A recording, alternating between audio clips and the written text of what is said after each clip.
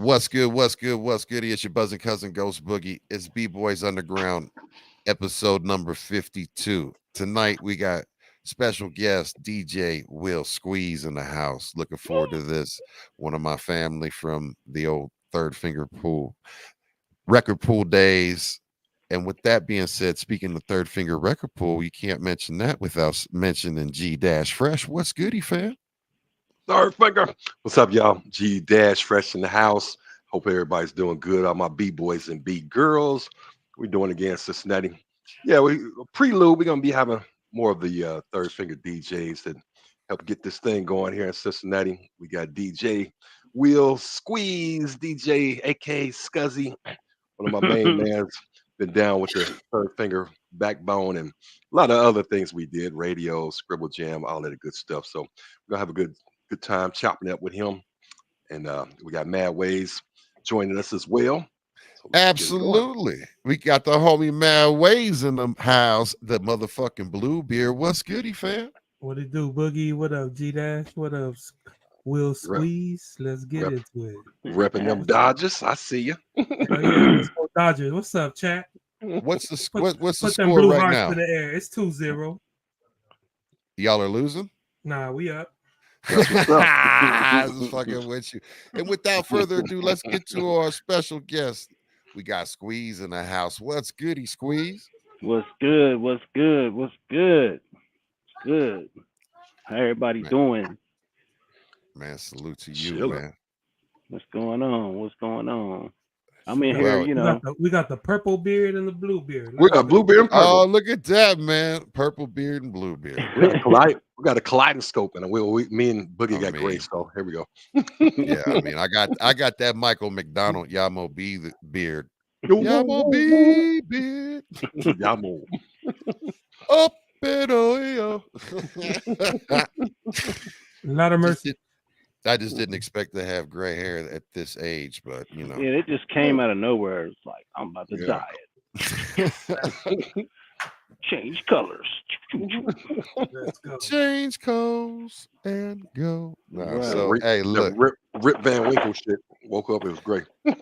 hey, look, shout out to Stiz in the house. Salute to you, family. Good to see you. We got Canada Law, we got GMC Texas in the house. Salute What to up, everybody y'all? that's Shout out, joining shout out. Gorilla Strong.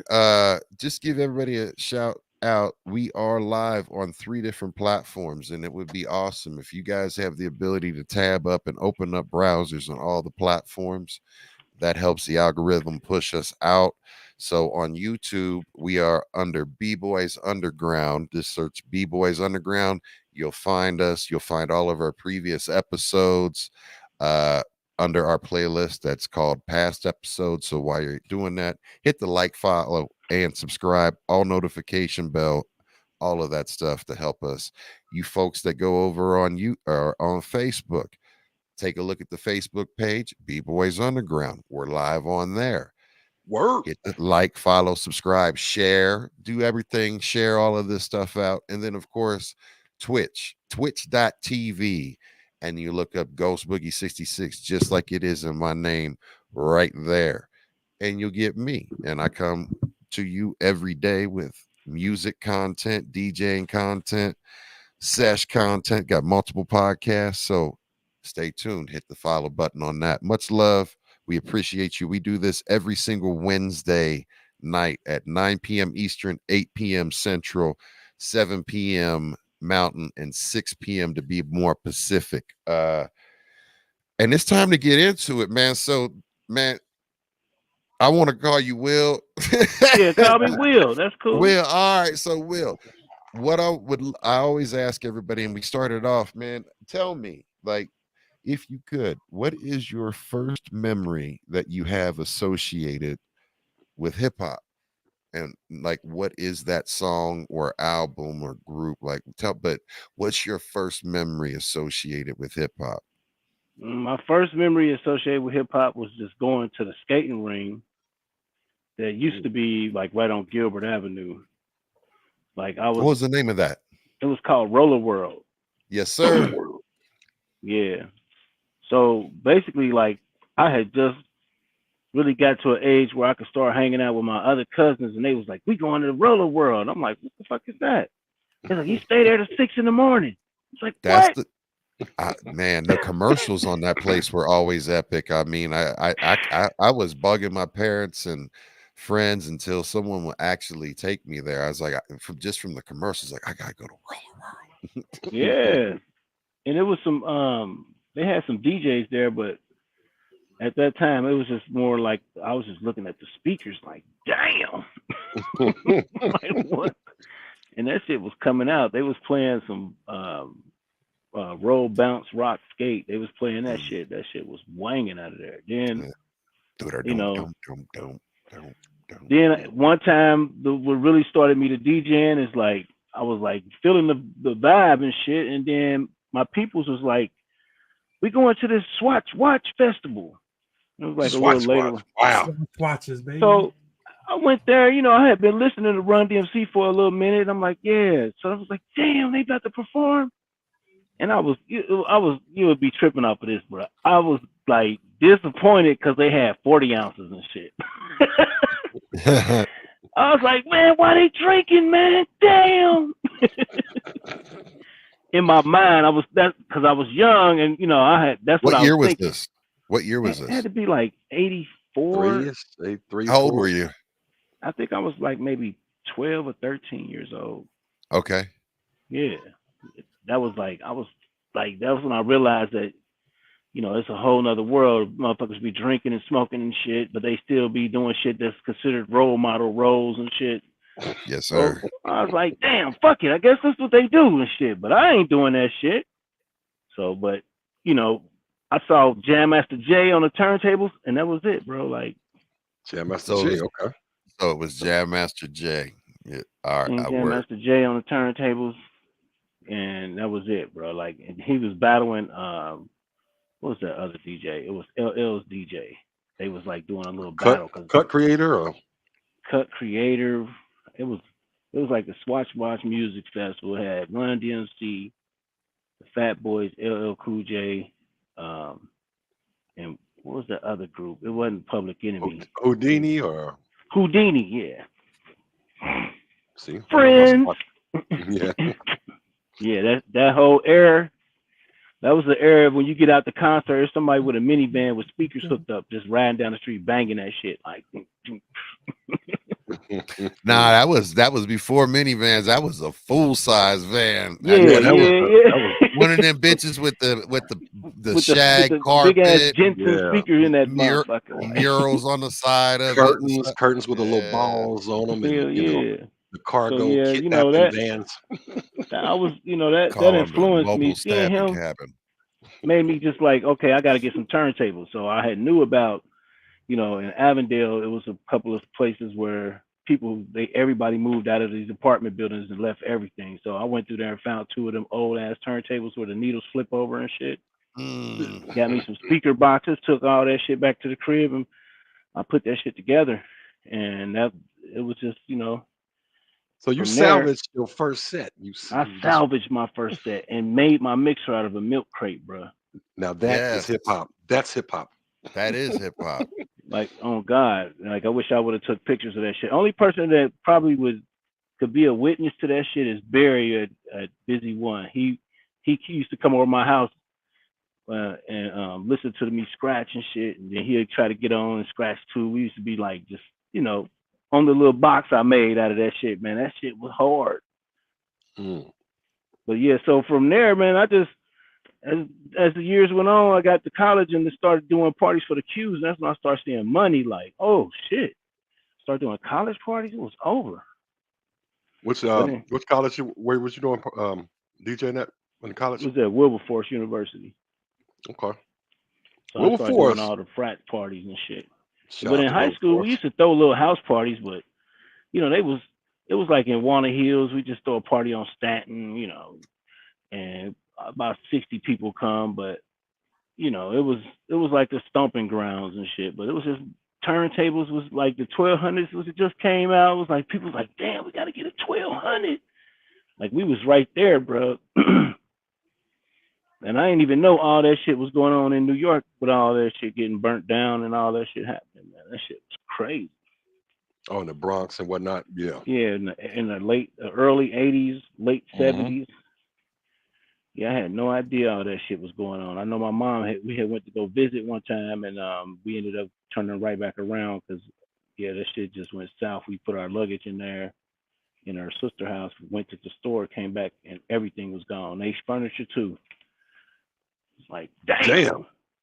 That's a that's a fucked up. So y'all pretty much drove all the way to New York from Cincinnati, got your shit stolen, had to turn back and head back another 10 hours. Man, I was a That's kid.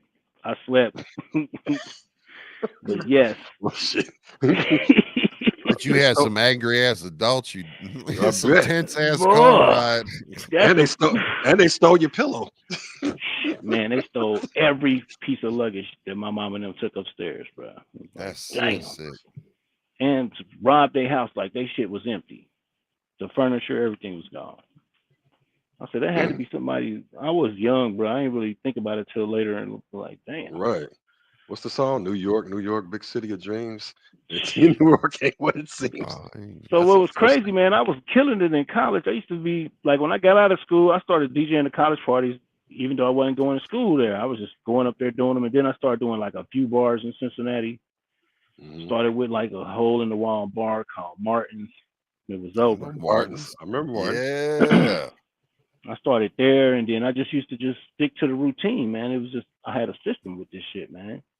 Played the top songs, and then it was I was fucking around trying to get in a pool, and I had heard about a pool over in Covington, and I was in there for a minute, and then this dude I knew from being in the hood, he was like, "Yo, try third finger," and then that was it, bruh. We got in third finger, it was over. I was like, I'm getting everything now. And then I started getting more involved with like going to conferences and shit like that, and just talking to artists and shit, man, and just being myself, man. Just got invited to hang out with Lil Flip and start hanging out with Scarface, and then when they was on the road and shit, I was like another person they would just bring because of my boy John Hurt, DJ Underground. Rest Underground. in peace, my brother. Yeah, man, I'm finding myself in all kind of in San Francisco and shit. They had a little impact down there one year. I was down Impact.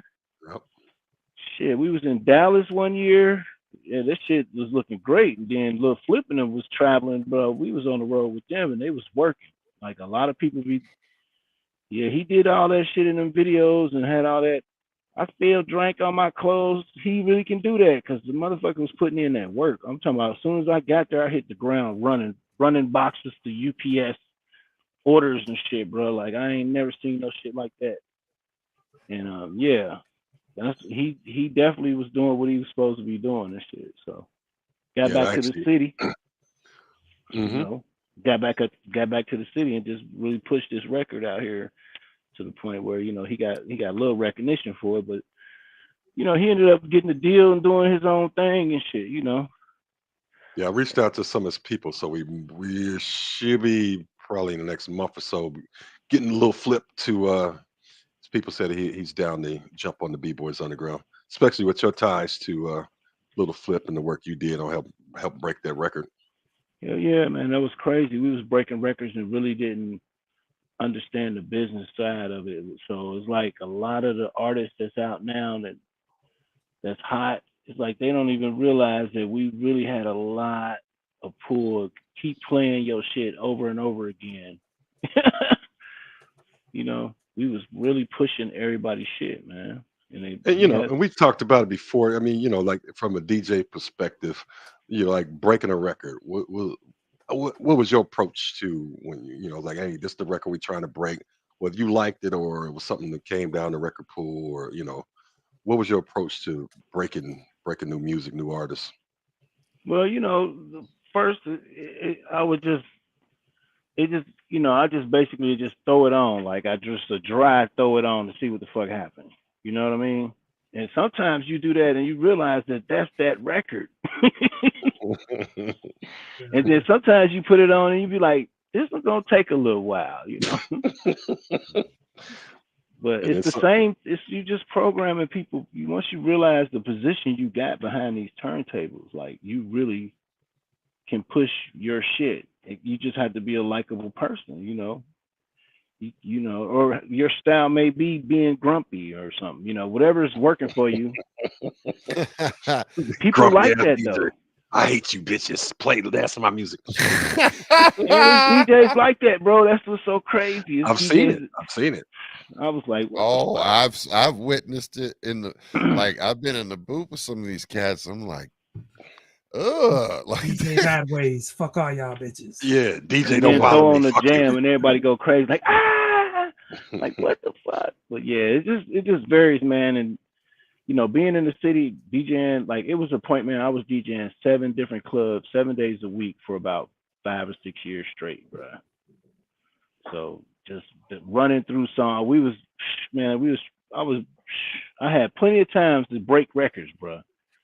When you working like that, you got a lot of time where you can come in and just throw that song on first before anybody really know what's going on. Like you just getting started, you know, because I'm doing clubs, so I'm coming in about like 9 o'clock, start playing music. That's the first song I throw on. Okay, after about a week of them hearing that, early club, yeah. week of them hearing that early, I might play it one more time, and then eventually they going. It's like you brainwashing them for real, bro. Like you just, Programming. It is. Well, I mean, you're exposing people to something that they are not getting exposure to anywhere else, right? And it's your job. But that's the thing that's really cool about being a DJ, that's a true DJ with doing those things, because if it's a song that you really feel good and as a lover of music, to even circle back to like how you started with just how you made your first setup, right? That you made that first setup because you had such a love for music, and you have such a love for music, you develop an ear. And once you develop an ear and get in touch and tune with the sound that is going to be popping and relevant to the generation that you're playing music to, I mean, then you have this gift. And that's the thing that's kind of lost these days, more so compared to what used to be, right, in my opinion. But yeah, and it's really just from what I've seen, the masses, the big media monster or media machine, or what they call it, you know, that group of labels and stuff, they just been in the forefront for so long. It's like I don't know if they got a hidden. I think they got a hidden agenda. But absolutely they do. I know for a fact that, you know, people still like different shit. Just from when I'm out Uber driving, bro, I'll be playing some shit that don't even, like, songs that don't hit the radio and shit, and they be loving that shit. Like I was playing some Top Authority and shit. Man, yeah. And they was feeling that shit, bro. They was like, damn, bro, this shit, damn, I ain't heard this in a minute. Like, slap some mad ways on them next man, time. that made my tips go up. I'm like, okay, up, then. Uber driver. Yes, that's a good way to promote too. I mean, you would have. I'd have given you an extra tip if you if I'd have gotten. That's what I ended up getting, like a $10 tip from that yo. shit, bro. Like I was just in there just vibing, being me. That's what, like, see, I got to get people on my wave. Like they gonna buy this shit. So and I can attest that. I can attest when you was doing your doing them clubs 7 days a week. It actually caught the attention of got on the major airways TV. Was the judge named Maybelline? Oh yeah. I was on divorce court, man. That was crazy shit. With Judge Maybelline. Is that something you want to talk about, or do you? Yeah, I mean, you know, it was just. Tell us about that. I can talk about it now because I look back on that experience. shit, man. Like I was caught up in the rapture of trying to be a part of the economic flow of shit in the corporate America, and at the same time still had this passionate love for this DJing shit, which was all under the table and shit. You see what I'm saying? So I had to force myself. I was working as a community link family advocate during the day, bro. I remember that. So I was used to be going to people's house and trying to determine if they house is safe. Like it was just some weird shit. I'm like, what kind of mission is this? Like I was, it was just weird, bro. I had to document when I go visit people for home visits and shit like that. Like I have 600 people on my caseload, bro. Like so, I was really in tune to the community with the shit, bro. Like it just, whew. After I seen how they, how that system, how that side worked, I just decided like I'm gonna just have to jump out here. I understand these systems. I need to apply these systems to what I'm doing myself. You know. Mm-hmm. And But once I I want started, to interject that Judge Maybelline actually put some stank and respect on the DJ. She really got on the ex-wife talking about like, hold on, he's DJing 7 days a week. She said a lot of women complaining, man don't work. He's working 7 days a week. She said, hold on, yeah, the man working 7 days a week is a good-looking, handsome man. Judge Maybelline throwing some, woo, she throwing some love. yeah. I remember that episode. Yeah, that was Like, crazy. but honestly, and even as a DJ or as someone that was going around and like there was you were somewhere ever like you said like it was anywhere you went. It's like, oh, Will's there. Will's DJing there. He's got a night. He's pot. Man, I mean, Will's I plugged DJed in. so much in the city, bro. It's like it took 15 years before they started charging me to go back in the club. Like if I go to the club now, they're gonna charge me $5. Now, like before, I couldn't pay to get nowhere because nobody would accept my cash. They just let Right, come me on, in, man. bro. Come on. Like you tripping, man. Come on in here. Like So can I ask you a question? So, because as there's a lot of people out there that just, that'll claim they're DJs or, they want to be DJs and want to learn, but they don't necessarily understand like what it is to actually be in a club or DJ for an actual party of people that right.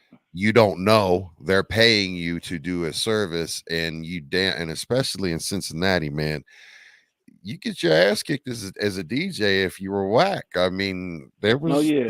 you know what I mean? Like you, so I mean, you had to actually bring it. And the thing that people don't understand is how do you read crowds, right? So like, how is something like when it comes to the DJing part, what do you think that separates you from the norm and your average to get to the point where you're able to be working 7 days a week and you had these establishments trusting you with a night and wanting you to be there on a night, right? And you were Right. bringing a crowd with you because Yep. people were following you.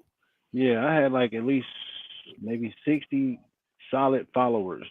And then when they start showing up, other people like, what's going on? They coming in. Like it was just like that. But it just, it went and it came. It came and it went. But Yeah. I look at back at it now, it's like basically, man, I didn't even know that I was just mastering nonverbal communication. Mm-hmm. Just watching the crowd, paying attention. That was a system that I would work out when I first started playing music. When I set my shit up, I'm looking around. I may have walked past all the people just from just walking back to my car, just walking out, looking around, just getting a vibe. Then I go back and throw a song on and just look at the crowd, and then I could tell from there like which way we about to go. Yeah, and if I'm hearing people just their conversation more street, and it's not like if I'm listening to the crowd and just watching when I'm setting up, that's important. Like the person you working for, you got to talk to them. See where they trying to go with this vibe, and just work it from there. And I've got so much music thanks to the record pool. You know what I mean? It was easy for me because I had already kind of like just kind of worked that out early when I was in seventh, eighth grade. My mom was like, if you make straight A's, you don't have no curfew. I was like, what? She's like, yeah. She's like, I ain't about to keep tabs on you. As long as you bring straight A's in here, I don't care what you do. Oh yeah, I was at the house parties on Stanton. I was on Fulton. Thursday nights, Friday nights, Saturday nights, Sunday nights. Yeah, I was right there with DJ T. It was a bunch of other DJs. I just can't remember all their names, but yeah, I was right there, just standing there, just observing and learning. Helping them carry their shit. Yeah. Well, since you brought it up, like, so who? Yeah, who was the like your the local ones guys that kind of took you on their wing and gave you pointers or whatever. Help you get your flow going. Who were some of those dudes? Well, it was like Max really helped out a lot. Mad Max. Okay. Yeah. Shout out Mad Um, Max. Squire, Squire helped, but then Squire just Squire. Squire just like, man, what? He reminded me of Master P and shit. That's for real. But let's see, DJ Ace, and it was crazy. I didn't even Rest in notice. peace. Ace, he passed away. Rest in peace. I had found out he was my cousin because I had went to go DJ a barbecue, and it was my aunt's barbecue, and I was like, I'm a DJ for free, and he was like, well, they had got another DJ. They got their other nephew. He DJ, and I was like, who? So I got there, and it was Ace. I'm like, what? And then once we found out we was cousins, it was just like from there I started like a bunch of DJs from Millville. I used to just interact with a lot of DJs just to add to my flavor. I had to just see what the flavor was, see what what was biting. But at the end of the day, man, it was just more just standing on business. And I've seen that now. Like as I look back when I be doing my meditation, I look back and see like, yeah, I wasn't taking no bullshit. I was DJing at the in-town club, and them bitches used to be trying to holler at me, and I was like, nope, don't even come up here with that. Like just like that, though. I was raw with it. I was like, damn. But I had a lot of fun with that, man, and it was just the whole experience, man. It was just like I look back on it like it was a great episode. It's time to turn the page and move to a whole new DJing scene with this new DJ equipment, and like this shit has changed up totally. Like it's a I still whole got my new world. yeah, I still got my 1200s, man. It's like I got Bluetooth needles. Bluetooth needles. Yeah, man. You ain't never seen that shit, man. Oh, you got phase. Okay. Yeah. I have phase and I have my first set of 12s too. So yeah, I still got my 1200s, man. My mixer though, man, that's where I just kind of like I just kind of washed my hands of it, bro, and was like, I'm gonna just let the universe guide me on this one because I bought a mixer and then I guess rain and Serato fell out or something. I don't know. I wasn't keeping up with that side of it, but I know better now. I stay on top of that shit now. But basically, rain and Serato fell out, and this mixer became obsolete too fast, and I spent like $1,500 on this one. You know what I mean? So what, now do you have an S5? You got an S5 or what? An S7 or what? Or it what was a TDM 57 SL. The S, yeah, got you. Yes. Yeah. So I ended up trading it in for a 61, which later got obsolete the following year, and I was like, damn. So it's like I got a mixer that I can't even use unless I throw back, like use older software or an older laptop. An older version of Serato. Yeah. So what you can do though, I give you heads up though. I mean, as a DJ to another DJ, man, I'm looking at virtual DJ and I'm telling you the stems are a million times better. They like you don't even like they sound.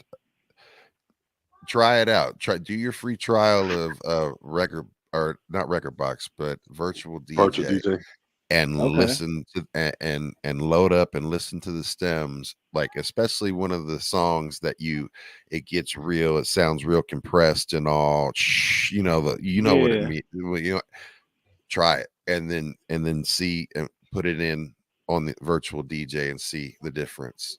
Because I've been doing it and I've trusted it for myself and it doesn't look as pretty, but it works a whole lot better and it's more stable on a underspec PC Yeah, than because I'm on an underspec PC right now. record box, or not record box. Virtual DJ's the way, bro. I'm gonna be Yeah, switching over to it. yeah. Y'all hear that? Any DJs? Check it out. Dropping Check it jewels. out. So virtual DJ, because my boy got virtual DJ and he bought a better controller. He got the 4-channel Soretto Pioneer DJ, what the Flex or Flex 10. Yes. And he Yeah, can't. yeah. He been having a little issues with trying to figure out how to sync it with his virtual DJ or how to connect it Well, with the if right parameters or something. there's got to be a YouTube video because that's That's the what I other thing. told him too. Well, that Right. because virtual DJ is actually the only DJ software out there that has the most amount of it. Like you just you select the controller that you have or what your setup is, your mixer, and it Yeah, automatically maps it out. yeah. And it's the easiest to remap. It just automatically allows you to map anything. So not to get in too technical and lose everybody like what, but there's if you are wanting to become a DJ or ever thought about it and didn't know, before you just jump heads first into Serato, and Serato's dope, and I'm having a tough time leaving it, right? So I don't know if I haven't left it yet, but I'm really thinking that that's going to be the one. But yeah, I just like the with Serato, I got the instant on the fly stem files. bro, Now, that's what was what the happens. That's what virtual DJ does better. That's what I'm talking about. If Oh, okay. that the stem on the fly, like, because I do mixes and mashups too, like, and that's what That shit is sounds. fire, bro. It's like I ain't So got to that's worry about no more instrumentals. nothing. Oh No, God, and you've got your own intro version, the whole right. night. You Like can it's do, man. That shit is right. fire, boy. So the thing is that's what I was saying. Like, so some of the songs that you load up that it's like, man, this don't sound good when you break it out when you're doing it, and especially if you're on an underspec machine, right?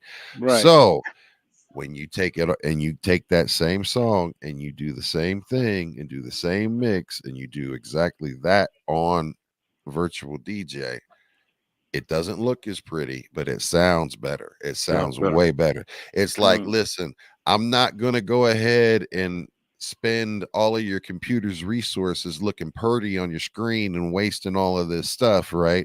I'm going to actually focus on doing what you want me to do, which is sound good and focus on sound. So that's what Right. we're spending all of the computer's resources on.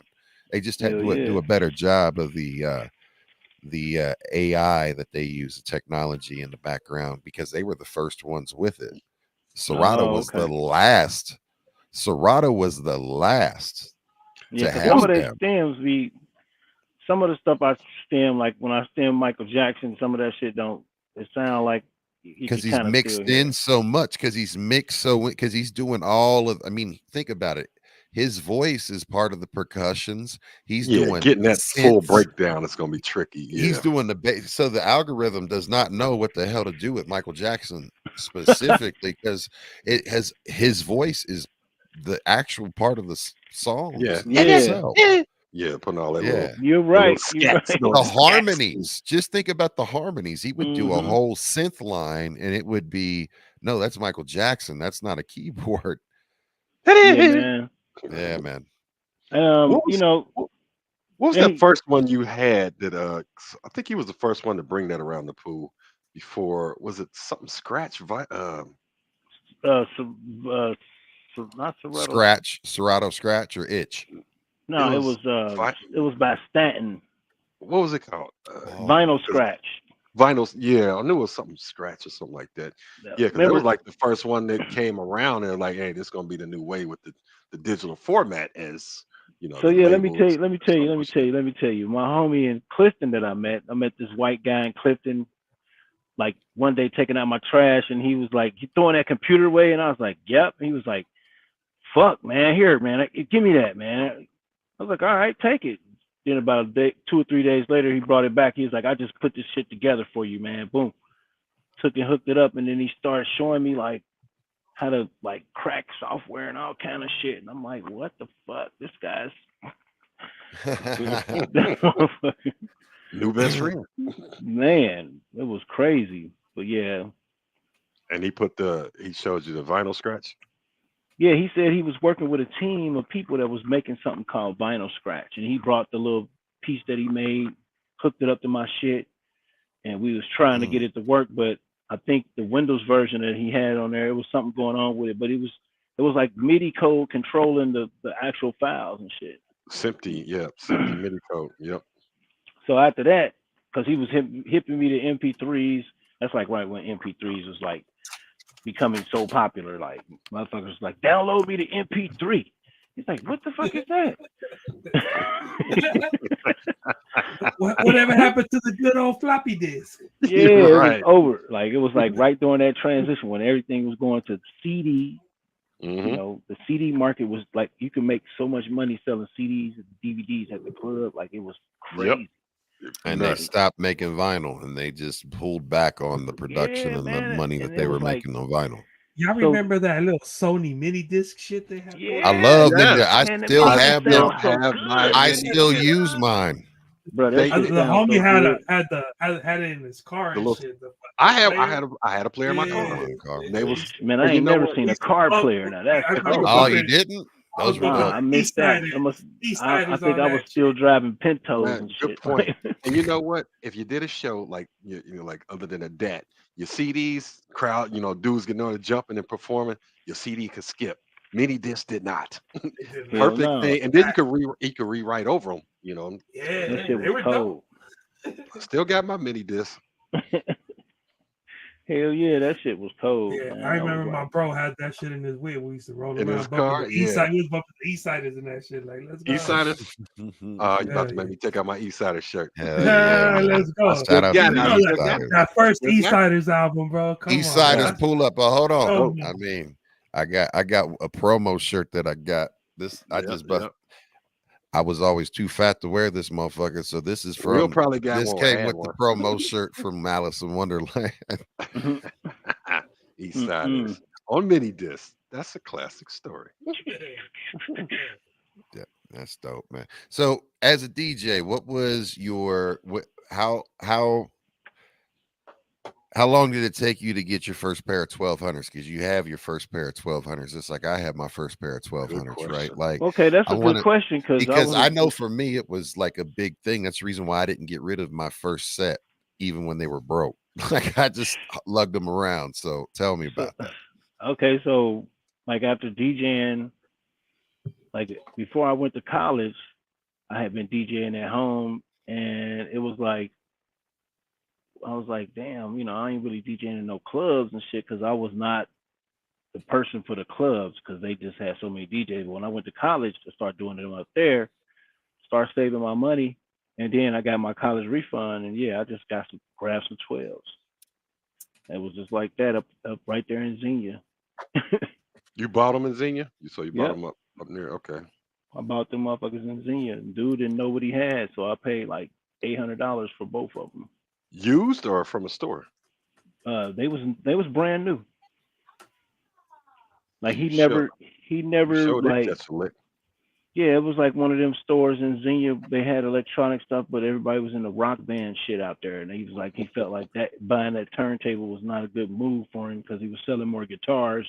Mm-hmm. I used to rent speakers from him, and I had my old shit which was like a wooden box that I rigged together with a decent turntable where I could bend the little card and stick it under the bottom so the needle don't skip, but it still it was like the Gemini that didn't have a lot of feedback. It was kind of solid, but it wasn't a 12.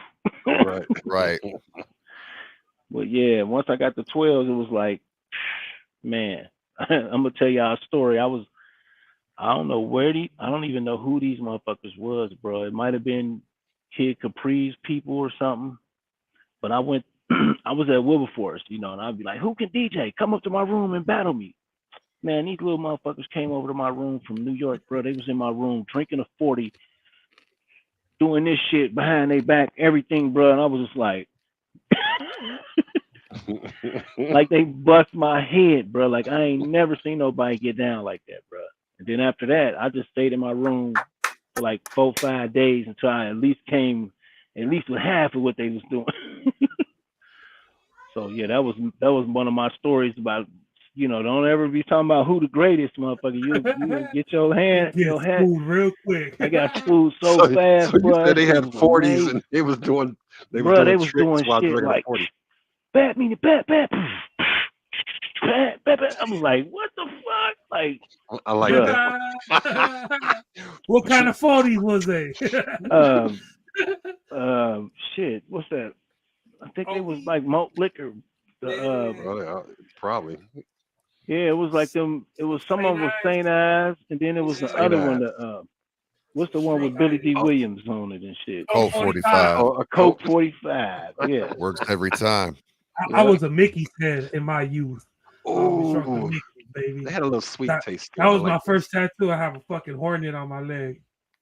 But you got a Mickey's tattoo as your first toy. I kind of just learned that the main thing about this game, man, is like it just you never know what's gonna be a hit, bro. So you never know. You can't be you gotta sometimes just like I just let my opinion I move it out the way and just do what I feel, and then if people feel it, then cool, What's a couple that hits you like when as soon as you heard like this is gonna be some shit?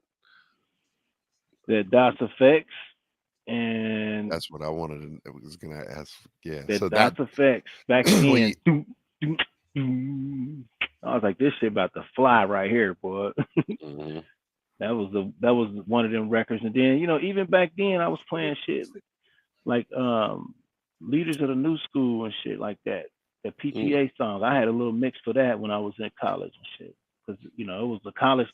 That college vibe was that conscious rap, even though that gangster shit was out. Mm-hmm. Well, you had to be up on your shit, You bumping any alcoholics? Oh hell yeah! Damn! Come on, baby, liquid. Come on, bro. That was all day long and shit. All of that shit, bro. Like, yeah. It's crazy how they. One of our best interviews was we had Exhibit and the Alcoholics, J-Ro, and yes, it was and Tash. Very good interview. Yeah. Man, I bet, boy. When all them albums dropped, I went to so many fucking shows, bro. There was one show we did and fucking Tash stage dive, but Tash is small, bro. Like I caught that fool and fucking threw his ass over me. Me and the homie, like, bro, that shit was lit. That shit was lit. And he landed and got a 40. Oh no, I threw him up and they kept fucking carried his ass around and then brought him back on stage, finished. He was rapping the whole time too. Oh, that's word. A real motherfucker. That's dope. That's dope. A real motherfucker. That's gangster. I remember I had met EPMD in Cincinnati, and I was just like a little youngster in the elevator with him, and then when they got to start talking, that New York accent, and then it was like, I was like, bro, they just sound a little gay. Like that's how I felt. Like I was a youngster. Like for real though, like how you hear somebody like, man, they sound gay as hell. But I thought maybe it's just that New York country accent or some shit, or vice versa. Like maybe I'm from the country and I'm used to shit sounding a certain way, and and I don't know, man. That just made me question their ass from then on, bro. Mm-hmm. I swear, that was the worst shit that ever happened, but it was cool because I was like, damn, I'm in the elevator with EPMD and shit. Like, yeah. They got to talking and shit, and like, we have to go to the floor. What the fuck? I was like, I'm out with the next elevator stop.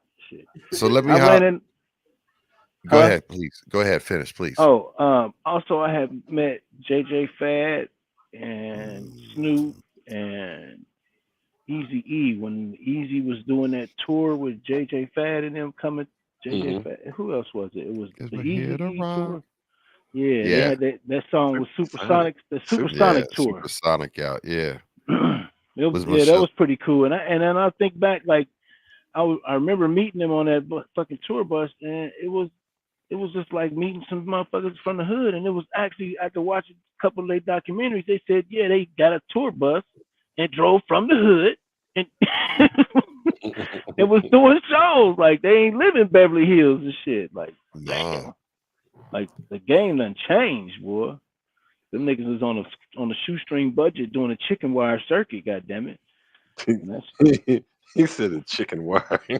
Yeah, man. The chitlin circuit. Now it's the chicken wire circuit. Chicken wire chitlin circuit. Yeah. I like chicken wire better. So I gotta ask. You mentioned, that you had an opportunity to spend some time with Face, and Face is always like my 1.1 or 1A or 1B if I had to name a top MC personally. And actually one of my favorite, storytellers and just dope individual. What was it like for you to be able to be with someone who I consider to be one of the coldest to ever do it? It was definitely a great experience because he just didn't really act like he was famous. Mm-hmm. He just was like I had to remember that was Face. Mm-hmm. I mean, he had his phone. He was into his art, bro. Like he had his phone. He would just be in his phone doing a lot of like putting verses together and then running them back. And then like that's just what he was on. And then he wasn't really drinking a lot. He wasn't really like because basically they did a show in Cleveland. We popped up. We hung out with them. They was in the room. We smoked good. I think that's when they was trying to do posts or something. It was something. I think it was either like MySpace was switching over to Facebook, and everybody was trying to get a Facebook profile type shit going on. So they was all into that phone shit. And I ain't had no phone at the time. Them niggas was rich, so they had phone. You know what I mean? So I was just chilling, like. But yeah, he gave me my props for doing what I did, but I took a couple pictures with him, and then it was crazy to run back into him when I was hanging out with Lil Flip and shit. And he was like, "Them good people, like y'all good." He was like, "Damn." So it was like just starting to run into those people when you moving around like that. But it's like now, I don't know what kind of moving around. It's kind of risky moving around. You fuck around, be at a puppy party, motherfucker. No Diddy. No Diddy, bro. Like you gotta be careful now. It's like the internet is where it's at now, for real. Like, yeah, I'll meet you up on the phone on the internet. But yeah, it was a different time, bro. Like, just being on the road with them, and then, man, and that's when you really get to see who people really are when you're on the road with their ass, man. It's like, damn.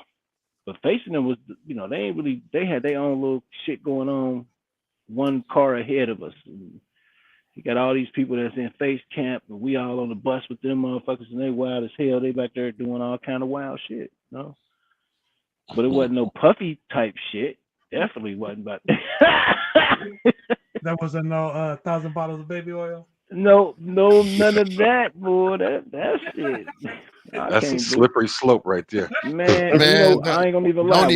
Don't even put some spec on Scarface. Put some more spec on Scarface than that, man. Don't. Well, none of that. None of that. We disrespected. He said no, I know. I just messing with you. Diddy party. Yeah. Yeah, he was the realest. That says it all. Niggas was real. It was one time we went to I think we went to Columbus, and we ended up, the lady at the front desk knew who she was. She gave us the banquet room because we was just he had so many niggas hanging out. Like so many motherfuckers just came to see. Like after the show, it was like everybody wanted to hang out. It turned into a party in the fucking banquet hall, bro. We was in there jamming. Police had came and shut it down. Yeah, Face cool people. And he DJ Underground, that was his dude too.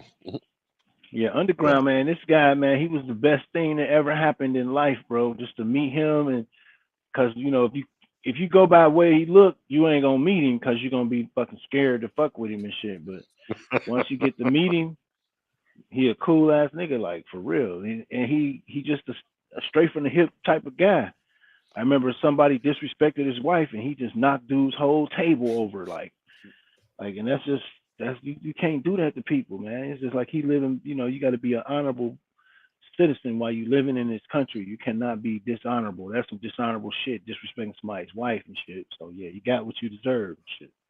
Yeah, he repped everybody. I mean, not only rap a lot, because I mean, he bled rap a lot. I mean, I remember the first time meeting him coming to the record pool and introduced himself. Like, when we gonna talk about rap a lot? I said, yeah, we're gonna get to him. He interrupted the record pool meeting. I said, hold on now, calm your ass down. He's a scary bully, bodyguard looking type guy, you know. And he actually did some work for R. Kelly when he came to town. I mean, well, that sounds weird saying now, but you know, before the R. Kelly and the Diddy jokes and all that is big. Well, we actually we already knew that back then. But you know, yeah, that's what's crazy though. He would do bodyguard work for a lot of people that came into town. He was actually bodyguard for the NAACP during the riots, and he was one of the people to grab the mics and said, "No justice, no peace" on national TV when all it was all over the country. So Underground was that character, and Scarface recognized it because we was at the club. I think he was there, DJ Will, when Scarface was performing at the Ritz. Oh And he yeah. said, and he's like, "Oh man, throat a little dry. Can I get some water?" So DJ Underground was by the DJ booth. I was up there, and I forgot which DJ, Squire, you, Busy Biz. So Underground, I mean, you talking about a monster back linebacker. He ran from the DJ booth, plowing anybody and everybody in his way, ran to the bar. He came back with a bottle of water between each finger in both hands and two under his armpits. So it was like, all of this is water. And he said, "Face, I got your water. I got your water." He had probably after that, 8 gallons of water in these little ounce bottles. And so I brought it up to Scarface. We was in Houston or somewhere. I said, "Hey, Face, you know your boy Underground?" He said, "Yep, that's my nigga." He said, "I got your water, Face," and he just started laughing. He said, you know, true blue. True, boy. R.I.P. to my nigga. Yes, sir. Yes, sir. Yeah, and R.I.P. to my nigga Ace too, man. Ace, DJ Mixmaster Ace, rest in peace, brother. Yes, Yeah. good DJs, good skill. You know, did they thing. Underground rep Third Finger, Ace, as well as everybody else did. You know, missed them brothers. Yeah. You know, and since we podcast, tell them a little bit about the adventures in radio, because you was actually doing a lot of DJing and supporting WAIF and radio. We did the same thing. We just basically did it on the radio and started pushing and started building up a little fan base, and that's how my whole DJ Scuzzy came about. Because I mean, just from working in radio, I knew about branding and rebranding, and so I was like, I'm gonna just rebrand the name to something else, and just run with this so the youth would catch on, and then everybody would be like, and it worked, man. It was so crazy. I had young people calling me Scuzzy and older people calling me Will, DJ Will, and the young people was calling me DJ Scuzzy, and they was like, man, why are you gonna mix it? Why you ain't just mix it together? Like, why did you do that? Together. You squeezed it together. Yeah, they was like, why did you do that? I'm like, cause they was like, man, you just doing too much. I'm like, this is for the public radio station. This is DJ Scuzzy. I got the whole flyer, the QR code, everything. I was pushing that shit, and I had like maybe 25,000 listeners and shit. And then started messing with the independent artists under the DJ Scuzzy label, under the DJ Scuzzy brand. So that's mainly what I do with it now. So. But then I started using the Squeeze because, I went to Phoenix and, it's a different environment. But before I went to Phoenix, I was working on mixtapes, and I had this Jamaican homie that was working with me at these computer jobs. I was like, man, I like your voice, man. I want you to say my name on, so for a drop I'm about to make. So he came through. And he kept saying DJ Will Squeeze because he couldn't say Scuzzy. I'm like, what the fuck? Like, what the fuck? Where you get DJ Will Squeeze? He was like, yes, that's it, man. It's DJ Will Squeeze. So after that, I just stuck with it. Like, shit, that shit worked. It's funny how some of those names originate from mispronunciation. Mispronunciation of DJ Scuzzy. He came up with DJ Will Squeeze and did this take like 4 times and kept saying it. So I ended up saving all the takes. Like, and I was like, man, ain't this about a bitch? And Squeeze is born. So he was like DJ Will Squeeze. I mean, I don't like this guy. He really just changed the game for that, because I was like, now I got a whole nother entity I could work with. DJ Will Squeeze, I got DJ Scuzzy, I got DJ Will. You know what I mean? It's like it's the time, because people forget shit, man, and then you don't want to be. I just feel like I just like to change my shit. I cannot be. I just like to change it. A lot of people are like, that's a bad move with branding, blah blah blah. I'm like, I guess if that's what I don't know. I like it. It works. I would say that I like, but offshoots work. You can keep your main brand and have some offshoots. Yeah. And question here. I mean, Boogie probably can relate, being from Cincinnati into to Denver, different atmosphere. So how was it from Cincinnati to Phoenix and being out there 6 years DJing? And yeah, what was the feel? Phoenix, man, it's like, okay, you got one group of people that it's like they more into the independent artists. They hear the music on the radio, they like it, but they into the independent people out there. I don't really know all of the independent people, because I was out there working with my nephew, and my focus was my sister. She had passed away from cancer, but I was out there her last 5 years. So my main focus was being out there was with her. So I was following her lead on where to DJ at. So I was DJing at the Elks Club. It's like a nice little, like a retired veterans nightclub or something. Well, it ain't really a nightclub. It's like a lodge. So like Grand Poobah, like Flintstones? What was you doing? Yeah, like the lodge. Yeah, like the Lodge Brothers and shit. Yeah, It was like that. So I was DJing there, and I would invite bitches there, and they wouldn't let them in because they was dressed too scanty. You're gonna give somebody a heart attack. Man, that's what dude was like. Man, you trying to make you inviting home wreckers up in this motherfucker. You getting ratchet up in here, man. They got those in Cali too, Bruh. I was like, what the hell? So I had to just tone it down and just so I get the right type of girls to come in with me and shit. But it was just a lesson I learned about how motherfuckers move out there. It's different, man. And as far as drugs, bro, yeah, you can walk right out your door and get anything at any time. That's just how Phoenix is built, man. That was just so crazy, because you got people that can't control themselves, bro. So you got a lot of weird shit be going on with people who have had too much of some type of substance, bro. There's a lot of people on crystal meth out here, man. Oh my God, that's straight out up there. They be out there. This so is high. straight up real Breaking Bad. Breaking Bad. That's what I was out here. Breaking Bad for real, man. I had a job in Phoenix. Bad thing out here. I was cleaning the bus stops at night. I had a job with this company called Graffiti Coating or whatever, cleaning the bus stops at night. So I seen the shit firsthand, man. It was crazy. Motherfuckers be so high, they be at the bus stop with a wrench trying to take the bus stop apart. Like, it was crazy, bro. You had to be on your shit, and then everybody carries a gun. Oh yeah.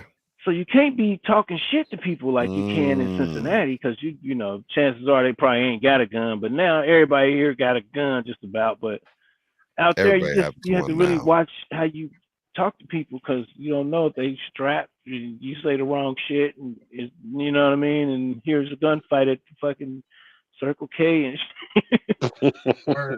shit gets wild on 19th Ave, bro. The OK Circle Corral. Man, I lived in Arizona for like a cool 2 years back in like 2006. Oh, for real? Oh shit! So now they done built out that whole rail system. Now more south than Phoenix, like 4 hours by the border. Oh, Tucson. Still more down Nogales. Oh, okay. You was down there with the coyotes. What you know about the coyotes? They bang the yotes. Damn, boy, them up, man. My peoples got caught up with that dumb shit. I was like, bro, you stupid. He got caught up, bro. I'm like, man, you was thirsty like that. He had to sit down for 2 years, bro. Yeah, man, yeah. For real, he had to sit down for 2 years, man. It's wild out there, bro. Like, and then there's it's real like, activities that come on out here. If you indulge in any of that shit, like if you like okay, you want to sell some weed. It's gonna be gone as soon as you get it, bro. That's how many people out there, bro. Like it should go, everything go fast. Like it's just whatever you into, it's gonna go fast. Even the whole situation is a fast life. It's gonna go fast. Interesting. But I learned, I mean, I, I was I out there doing actually IT I work. actually think Arizona's slow in comparison to LA. Like that Yeah, shit, now LA, that's a whole bro. nother ball game. Yeah, Arizona I is was, like motherfuckers is like Arizona is lame, bro. When you go out there, it's like, man, this shit is whack. I need to go back. It's so Thanks for flat. family. I mean, you know, it's so flat. It's like, And it's okay, hella fucking hot, bro. bro, it is hot. it's Hotter like, than a motherfucker. yeah. I was out there like, I was thinking about going back, catching a flight back out there just for a There's couple of fucking weeks. mad scorpions, B. There's fucking scorpions everywhere. Get your ass Yeah, stuck by man. scorpions, bro. Yeah, In you your better not bed. be hanging out in the In, woods and in shit. your bed, that motherfucker climbing on the roof. Yeah, see, we live in one of them new areas. See, that's the thing. They building it so fast, G Fresh, that the animals still think that that's their area, you know. They ain't moved yet. They ain't got the Nah, memo. they ain't had time to move. Like They seriously, not you moving, got bro. like then they got this chip manufacturing company they building out there, and all them people moving into the city to work there. It's just I'm talking about when I got there, it is now at least 40,000 more people there per year since I was there and started going there in 2018. That's And then crazy growth. Yeah. yeah, that's crazy growth, man. I'm talking about my sister was shocked when I took her to my little sister. I took her to my big sister house. I took her over there because when she came to town to see her before she passed away, and then she was shocked that just when you get on the highway, how you look down the horizon, just nothing but subdivisions, bro. Like the shit was crazy. Nothing but subdivisions. But the city just is just big, man. It's like 10 times bigger than Cincinnati, bro. It's a big ass city, bro. And LA is even bigger and shit. So just imagine. I was in LA, man. I was working doing Uber, and then the next month, the following year, that I think it was 2023, they was like, no more. You gotta have zero emissions. You can't Uber in Phoenix. I mean, you can't Uber in California if you're not from California or have a car with Uber. Have a California emission vehicle. Yeah, zero emission vehicle. Yeah. That's what they called it. Zero emissions. Does it run? Yeah, I mean, you know, zero emissions means you got to have an electric I know car. it's a joke. I know exactly what you're talking about. Yeah. But you know, me, I do IT work, and another thing they did is they made a low voltage cabling certificate, and they've been pushing that shit, bro. Because I'm a contractor, so that type of work you don't really need a certificate to do. Like you just running data cable. You just better know what the fuck you're doing, or you're gonna fuck your reputation up and never get hired to do the shit again. Right. That's how the platform work, you know. So yeah, that's what California is the leading edge on going straight zero emissions by whatever year, 2025 or some shit. Makes sense. Makes sense. And they stopped selling gas powered anything like lawnmowers, blowers, anything. They ain't playing none of that shit. Even they cutting down on the trucks too. You seeing that, Mad Ways? Yeah. What's up? No, I was just asking. He was seeing that. He's out now. He's in South Central. So we'll switch back to the DJing thing. I want to know, what is, in your opinion, the best DJ mixer of all time? I was about to say with top 5. This so far at this point. What you got? Well, right now I'm using the DDSR2. DDJ SR2 is a controller. The last mixer I had was the Range 61. So I really can't really say you for can sure. Go back. No, I'm not talking about current tech. It doesn't have to be current tech. I'm talking about back in our days. You know what I mean? Like, what was like?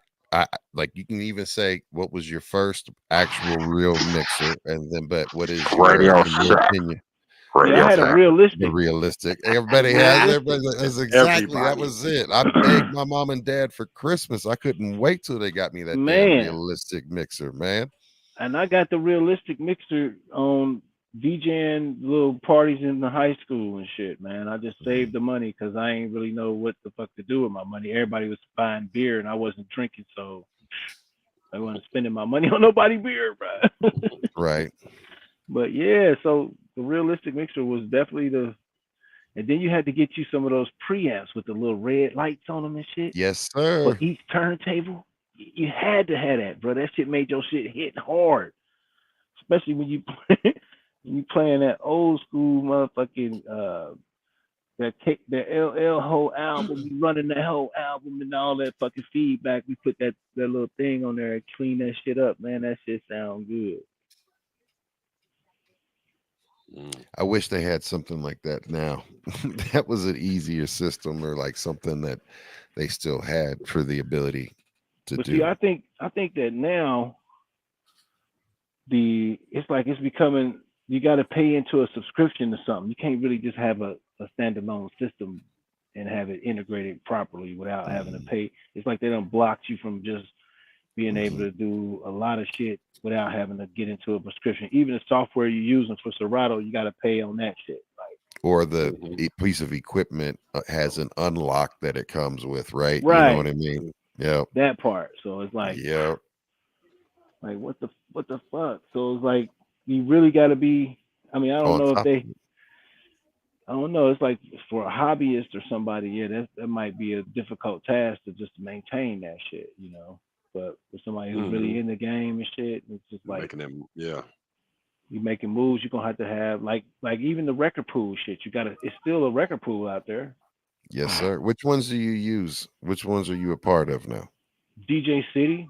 I just found that just on a humbug and shit. Yeah.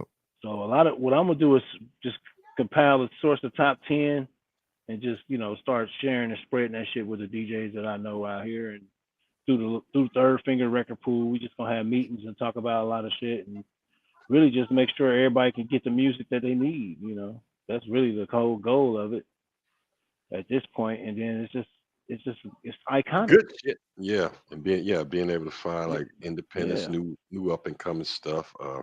Yeah, we appreciate getting those lists. Like to see some more people joining in when you post every Friday. What's your top? Yeah. Some people chiming in and actually dropping shit. It just take a while. Even that, when I first started putting that up, man, I was like, damn, ain't nobody responding and shit. But it just take a minute, man. It's so much shit going on. You got to make sure you making waves when you want to make a statement, or you're just gonna be caught in the sauce. Somebody might discover you. You're just gonna be floating around and shit. You gotta bully your way in. Yeah, you gotta bully your way in, or you just gotta make an impact.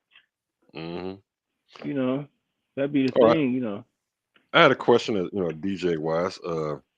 Top 5 DJs, and it could be, from mixing, scratching, both, crowd rocking, whatever. What would be your top 5? I mean, it could be famous. It could be somebody around the corner, or whatever. It's curious. Like top 5 DJs. Yeah. Let me see. Caught you off guard. Yeah, because I don't really be trying to rate them and shit, but I mean, I personal DJs I like listening. I like Diamond. I like DJ Jazzy Jeff. I like let's see, which one is that? Kid Capri. I fucks with him, like the party rocking and shit. And then the Scratch Pickles, I fuck with them. And then Toby, like as far as like the all the making a beat out of the actual vinyl and shit. Animal Crackers, yeah. Animal Crackers and shit. Yeah, I fucks with them. Shout out to Toby. And then like, just for DJs that really kind of like showed me the game and showed me what I needed to be doing and shit. Had to say Ace and Max, and DJ Side Springs. Side Springs. Yeah, you know, these people just they showed me the consistency side of it. Like, stay consistent with it. Does he still DJ? You know, I don't even know, man. I ain't heard from him. I think he was like one of the oldest people I've ever had in the pool. It was a Yeah. couple. It was two real old heads, so learned a lot from them. They was DJing back the when. main one that really inspired me was JB the Music Man. You know, see, JB, he been connected to all these people at Arc and all of that shit. Like way back in the day, they used to come down on him with shit. Like, here, get this out. Like, I was right there getting some of that shit, you know. Especially when that's how I ended up going to the Swatch Wash Festival and all that shit. Because of that shit. It was like, hey, we got tickets. We wanna go? I'm like, hell yeah. But Early yeah, DJs with the connects. yeah, so because he had a music store, and that was the thing. It was like most DJs end up with a music store, or you know, they get into either fucking with an artist. It's like, because I'm looking ahead, like I ain't about to be DJing forever, but I need to find out where I'm gonna land at with it. You know? Well, shoot, that was really the main ones, man. And then I did like DJ Cash Money back in the day.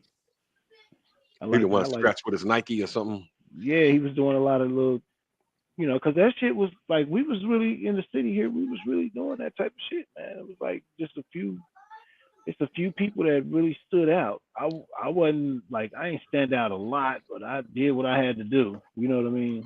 It's your DJ Swifts, your Dibs, your like Eminems, them cats DJ doing all them Eminem. tricks and it was the one guy that really kind of really just like made me really look at it from a structure standpoint instead of just some random shit.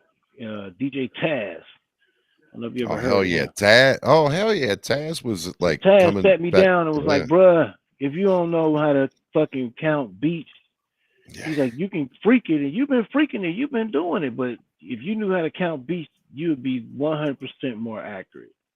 Dibs actually used to hype him up. We finally got to meet him. That was like one of his inspirations was DJ Taz. So that's interesting. That he good dude. Good dude. He pulled me in like, look, he's like, I see you out there doing your shit. He was like, you need to stop by. I was like, what? Because I was DJing at the Nugget and he came through there one night and shit. And I was in there mixing some. I was in there mixing. What was it? More Bounce to the Ounce with Flashlight. I was in there just going and shit. He came in there, he had a drink, and he's like, I know who you are, DJ Will. I was like, who the fuck is this motherfucker, man? And then after that, we just linked from that, man. It was cool. I think he was from New York, and he's one of them dudes when you meet and he tell you he know who you are. It's like you known him a long time. Yeah, I heard you. He's fresh, and it was talking like very personable dude. We talked like we knew each other, and I just heard a couple stories about him. And he was kind of pissed at the scene at that time too, and he was like, "Man, yeah, you need to know this, man." It was like he gave me the secret code and shit. Because back then, your devices did not beat map nothing, bro. You had to know that shit. You had to count. You had to know the record. Yeah, everything. And then guess what? You couldn't go from 90 beats per minute up to 120 and do some wild shit and stay in. I wouldn't go that way. But like if you went too fast, you would chipmunk, or you'd be chopping and screwing if you went too slow. So there was a way. Yeah, you had to work your way up unless you were slamming something in, you know what I mean? And like, here we go, change tempo, you know, but that if you were trying to do a mix, you had to navigate your crate smart. Yeah. Yes. You couldn't jump like, you know, that's a 30, 40 BPM jump. You know, you got to boop, boop, boop to get to where you could, and people did, but boom. Or you can do your and then you know what I noticed too, man. Like at one point when the controllers and shit first came out, when they used to have the CDs that slid in the bottom of them, shit. Remember them times? Oh like around that time, like the real CDJs back in the days. People was kind of like, if you had them, you wouldn't really considered a DJ. You was like, they didn't consider that the DJ. They was kind of like, oh, he ain't got turntables. Now it's like, They don't give a fuck if you got turntables or not. Do you sound good? Do you know what you're doing? But I still got my turntables. But there's some hot DJs out here that ain't never had turntables, bro. Yeah, No, I've seen them work them absolutely. TD8, CDJs. I've seen some people do some nasty shit on there. Usually it's the ones that came from turntables, but I've seen some start out on CDJs that's pretty good. Hell yeah. And that, it's just the game that changed. You got auto mix and shit going on with software, man. It's like it's just a matter of time, bro. You're gonna be battling AI DJs and shit. and losing. And losing bad. That's gonna be the new Terminator Matrix. It's like it's gonna start with a DJ battle. And they're gonna deem the whole human DJ race unworthy. So I signed up with Elon Musk to get an AI robot. I'm gonna teach that motherfucker how to DJ. For real. I signed up, bro. Like you go to their website and sign up to volunteer to beta test one of them. What? Yeah, you can beta test the new AI robots that's about to be coming out, bro. I signed up. Hopefully they pick my ass, bro. That'll be lit. Being here, you see my little robot here. I just wonder if you could actually teach it how to DJ. What are you gonna name the robot? What you gonna name your pet robot? You just call him Scuzzy. Like Scuzzy's alive now. I created an Scuzzy Drive. Now he's got a body and everything. He's DJ more Scuzzy. data. Hell yeah. Because I got that name. I actually got that name from the Scuzzy device and hardware and shit. Yes, sir. Scuzzy was the Scuzzy drives, man. That's computers serial interface. Yeah, it used to be a serial interface, but I spelled it. I knew that's where you got it from. A lot of people probably didn't know that. Yeah, because I changed the spelling. Because of the way it's spelled before, people was fucking it up. They was calling me Skazoo. Yeah, when you did the SCSI, yeah. And it was like, you a school guy. What the heck? Like, like, get this right. But yeah, man, it's just been fun, and now I'm at a point now where I'm at one with self. So it's more or less like I'm just really just showing and passing information on to my children, you know what I mean? Mm-hmm. Like I ain't really I work a job. I don't give a shit about no job like right at this point. I work for people. I do what I need to do to pay my bills, but that's it. I'm not no love or loyalty, bro. It's like I'm just gonna come in here. Hey, sir, yes, sir. I'm gonna sit here and yes, I'll take help desk requests and all that. Yes, thank you. All right, goodbye. I'm not about to be looking at the news at the station or whatever. I'm just there to get this bread and go talk to my kids. You know what I mean? That's valuable. it.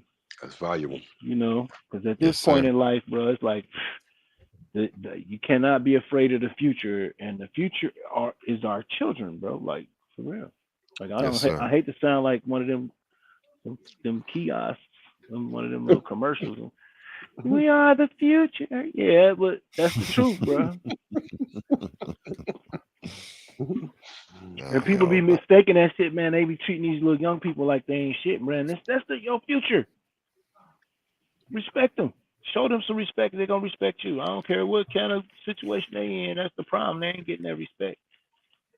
Well, yeah, man. You just got to give them game. Like that's what I've been doing. Just give them game.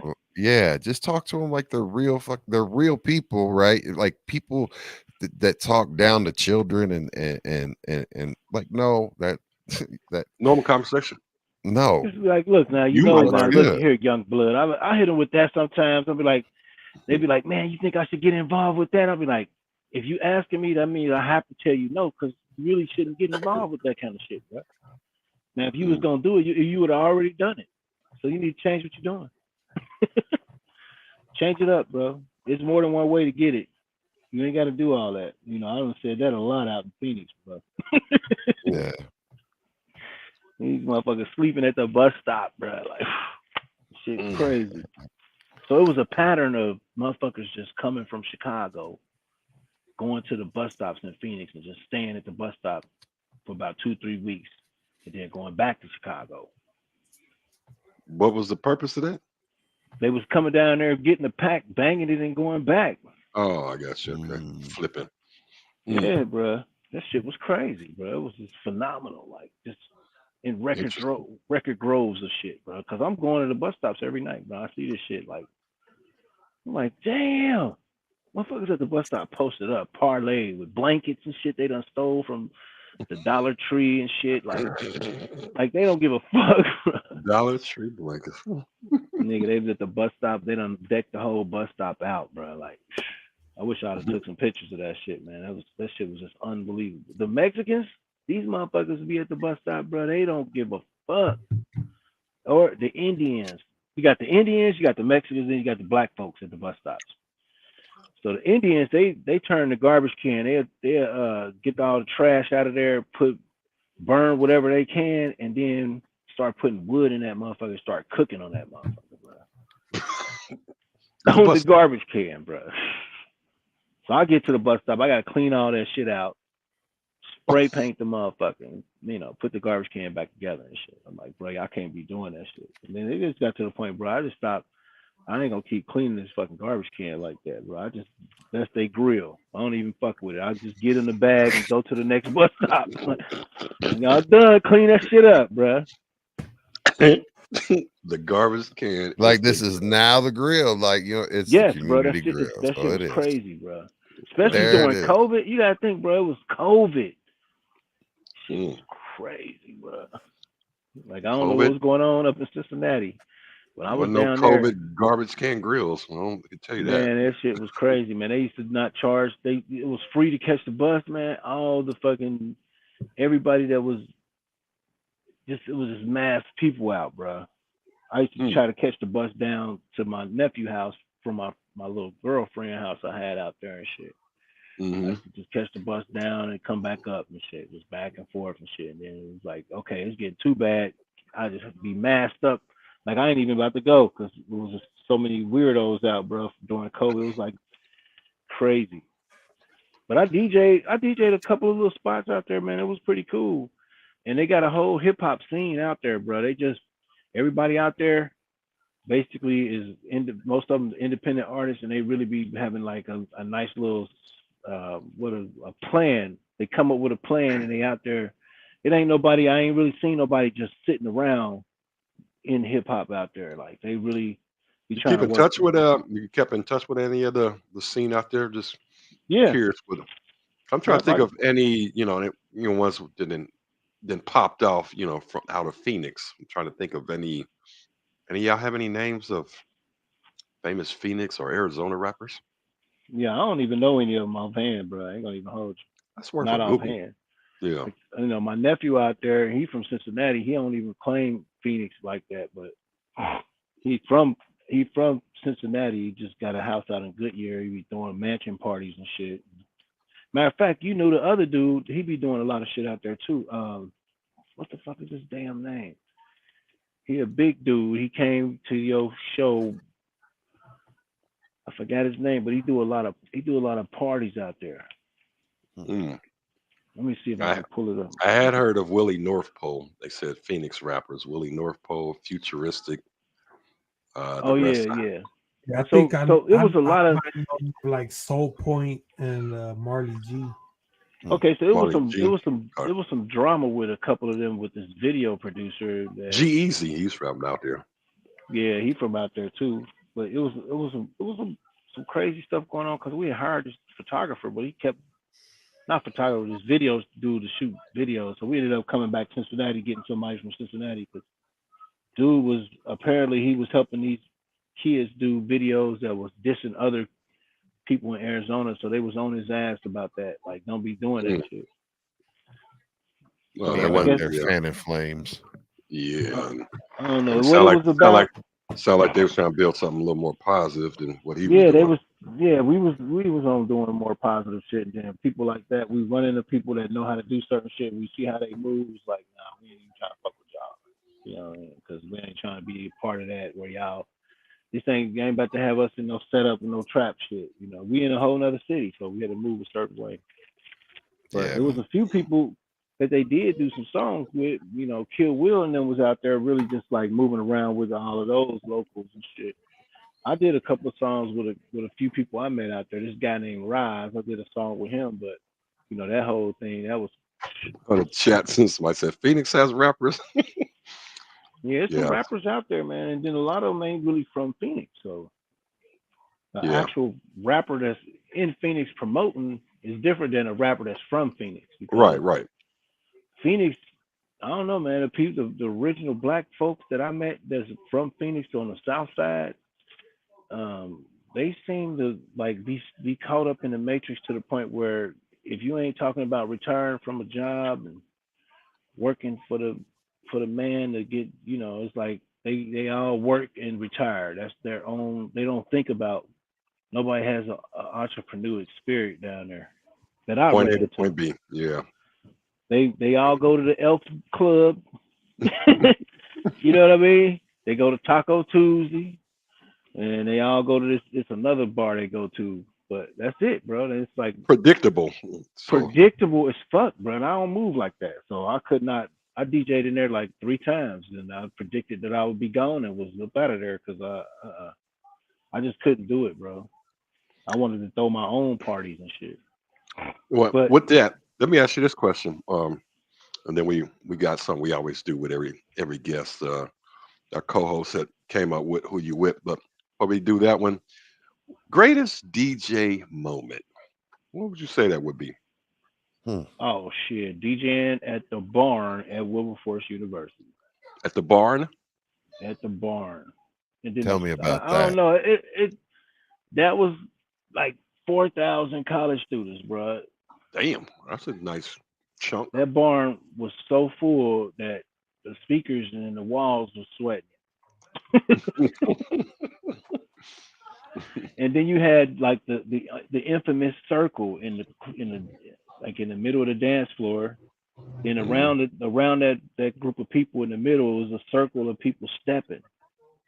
So you had all 8 fraternities and sororities stepping. I know that. Yes. That shit, from the DJs standing up there looking at that, like you could damn near see the shit that ain't in our visual spectrum. You could kind of see that energy being like how it just resonated up. Like I could just feel that energy coming towards me because people was like, yeah, that shit was so lit. That was like the 3rd party I gave. After that, I was a celebrity on the yard and shit. Oh yeah, like, a good DJ at a college party, especially coming from fraternity background. You was in high demand by all the fraternities and sororities. I mean, everybody knew you. You was that dude.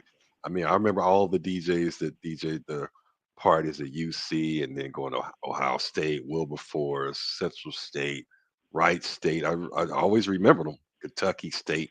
That DJ because they knew which song to play for each frat and each sorority, knew how to rock that crowd and keep everybody else engaged too. That shit was off the chain. I was like, damn. Yeah, that was the most fun. And then I say the second one was Surf Cincinnati. I was working for the radio station. Yes. When I was working for the radio station, and they was like, yeah, da da da da. It was like Squire was DJing in the back, I was DJing in the front. Station came in and did their little you. Then we just went berserk in that motherfucker. I remember that. Surf Cincinnati should have never died, but I don't know why that shit happened, man. I think them guys just didn't big know church what they back there doing. Now. Yeah, I used to have a know. storage by there. It's a big church now. Yes, and they got a reception hall back there. But I mean, Surf Cincinnati was off the chain. Yeah, oh man, those nights, Surf Cincinnati night. That was that you was ever the DJ spot, there? That was the spot to pull them. Nah, I was too busy doing extracurricular activities at that spot. I was enjoying. He was enjoying fishing. it. He had his fishing hook out. Listen, man, I had my spot at Skippers and everything, and I was like, I'm cool. It's like I wasn't focusing on that. I was just like, I'm good. I'm out here just checking it out, man. Like, yeah, man. Terry Thomas, she really just pushed. Like she just threw me on the air, bro. Like that shit was crazy. Terry Thomas. And then she used to be so emotional. And I used to be like, that's her gimmick, man. That's her gimmick. She gets you all involved with her emotionally, make you want to go to her event. And that's what happened. People start showing up at her shit, and then she just disappeared. Went to a whole nother city and shit. Like, damn. You hit the nail on the head with that one. That emotional and oh yeah. Yeah, bro. People be like, "Oh, we gotta go to Terry shit. She gonna be mad if we don't go." She gonna cry. She gonna cry. She gonna sob. Tears of And then you gold. had Big Greg and them come back down with that bold Fucking shit. Like, yeah, we gonna run this shit. We party. We turn the fuck up. Like they just went straight bananas with it and shit. Everybody was loving that shit. Yeah. Well, shit. So check this out. While I get this launched up, because this is like my 5th attempt, I do have to ask a question for you, man. Like, what would you say? Who was the one person in your life that influenced you the most that basically led you in the direction that you are here today? Let me see. It's kind of like you talking about far as on the DJ side of shit. Both. Yeah, you can go with that. Yeah, either or. Well, I have to say Judy and G Fresh really just influenced me the most to just stick to it, because like everybody else, it's like everybody else is just trying to be like everybody else though. Like it's like it just became a circle of everybody running around just being like everybody else and trying to do everything else. And then I find myself going to the club and it's like they playing the same shit that I would play in the club. Like that ain't like, come on, bro. Like I know we gotta play the hot songs, but every DJ got their own little creative little, they spin on shit. You just right. You gotta have your spin on shit, like how you perceive shit and share that with people. Like you want to share with people how you manipulated these songs on this fucking and made it sound a different way, but still live or a liver way than it was at first, or you know what I mean? That part. And I can say somebody pushing records like like say Judy was, and me to an extent. Yeah, because Judy always would come through like, here, throw this on, and and you did it.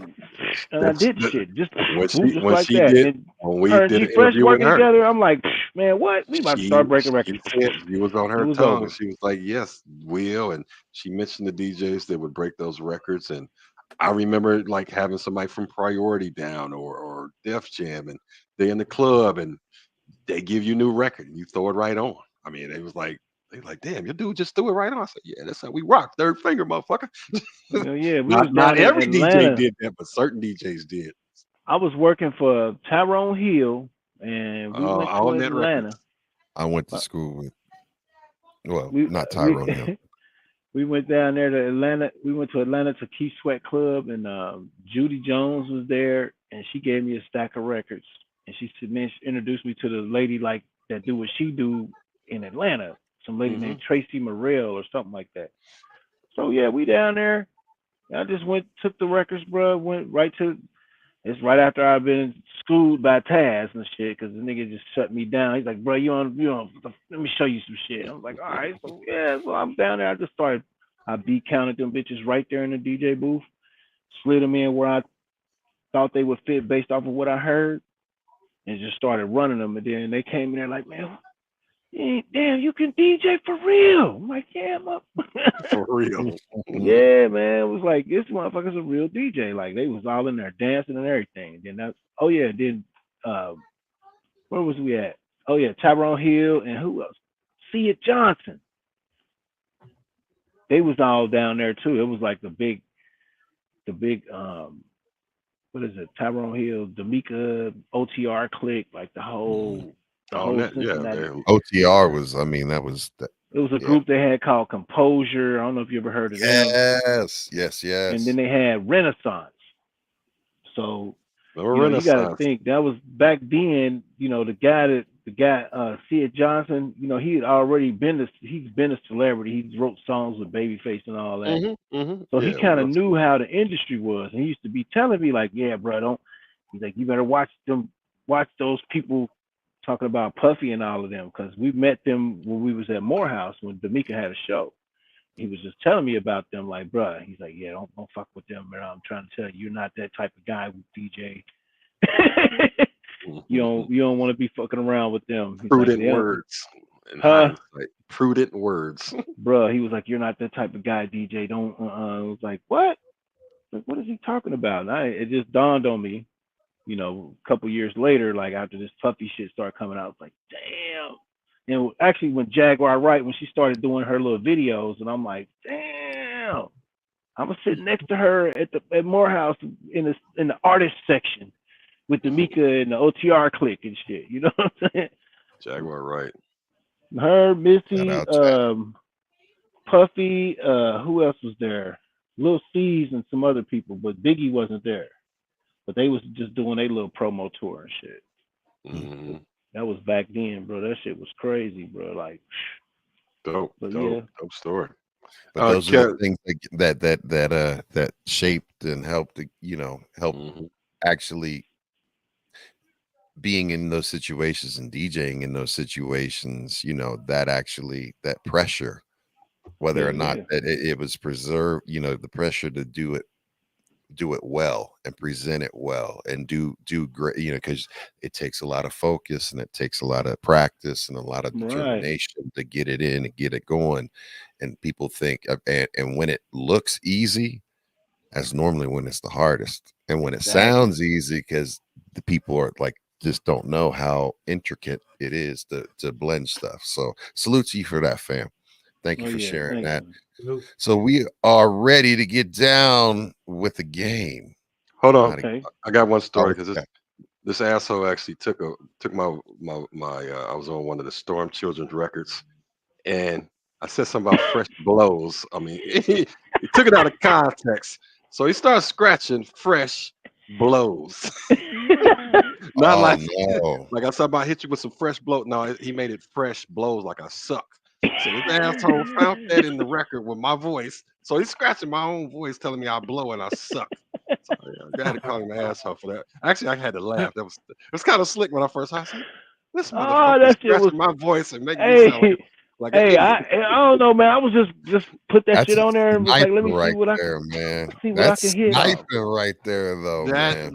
That's just flip my shit on its axis back at me. I'm like, fresh blows, fresh blows. He would drag the blows. I was like, you asshole. No, but I ain't mean it like that, though. I was just fucking with it. It was funny. I would have done the same thing. So that's what made me really laugh. Like, this motherfucker. I was sitting there like, yeah, that's a good one. We was in there. We was doing a lot of little, man, boy. Fun shit. It's like now it's adventures and stories. Like, I'm ready to sit down with somebody who writes movies. We can write a real live movie. I got detailed information because I don't drink alcohol, so I don't. I remember all of this shit. Like this shit. Man, I know what you're saying. Yeah. It's just been fun, man. Like, for real, man. I wouldn't change it for nothing, bro. And it's like now I'm sitting here with my kids, and it's like I'm hearing their stories, and it's like, damn, DNA is for real, because they doing a lot of shit they going through. It's like some of the same shit I done went through, and it's just like, damn. Like, my daughter was telling me, like, she had got into a situation, and these girls jumped her, and she went back and fought them one-on-one. She caught them all. I was like, what? No. I went through the same thing when I was young.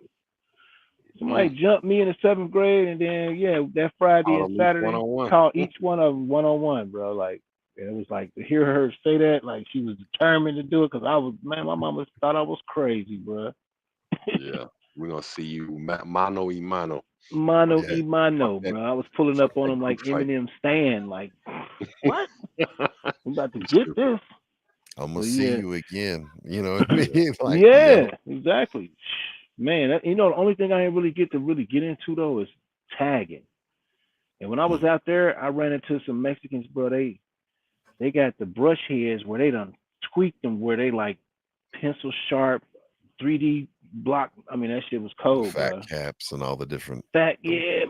They be into that shit. Scribble jam type real artwork. That shit's still relevant out there, bro. They be into that shit. Oh, it's big.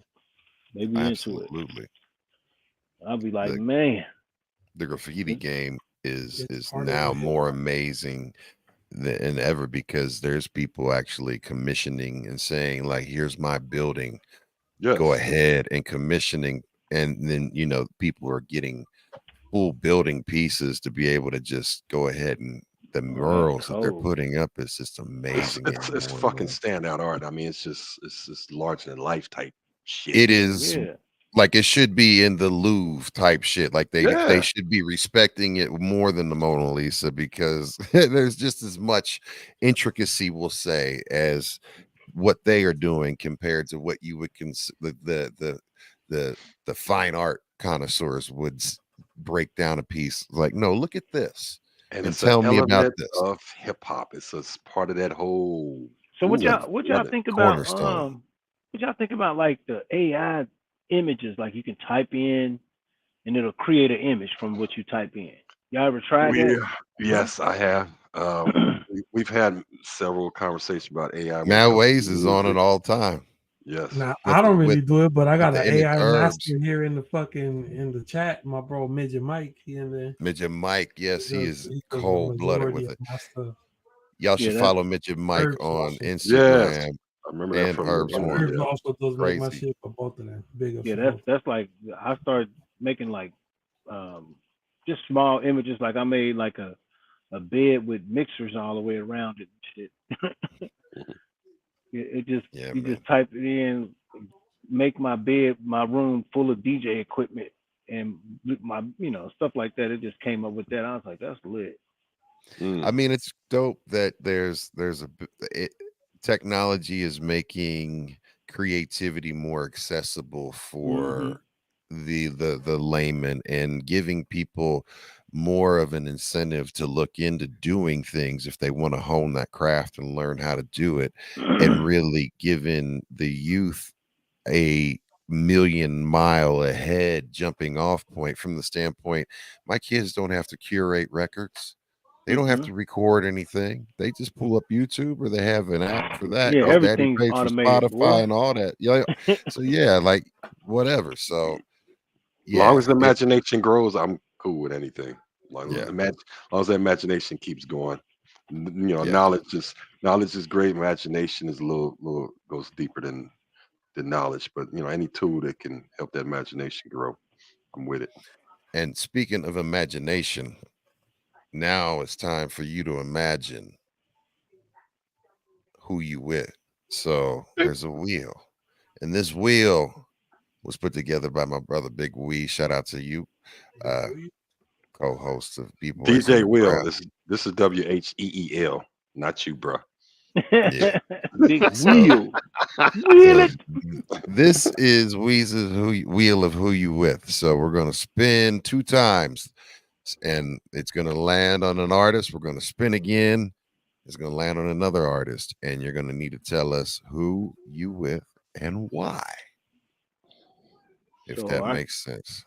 Yeah, but I'm just making sure I can read that shit. We'll call it out. We'll call it out for you, fam. You don't have to worry about that. Get your face out the camera.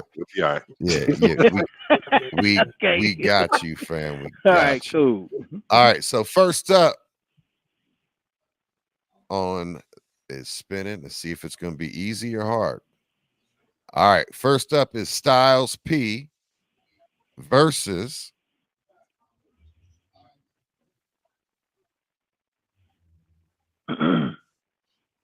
GZA. Wu-Tang. Styles P locks, GZA Wu-Tang. So I'm supposed to pick one who is the best? Who you with, and you tell us why, and tell you why. Out of those two, who are you with? I'm gonna have to go with Styles P. And why is that? Because I get high.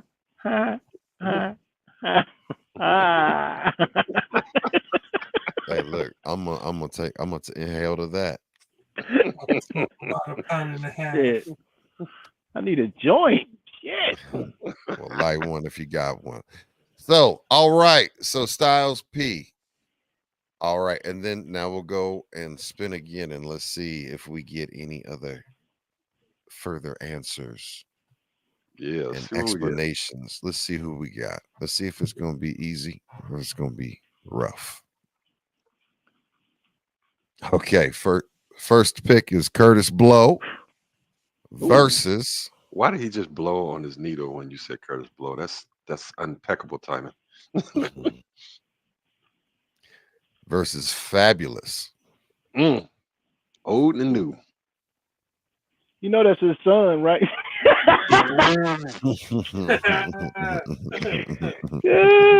FABOCOBOLO.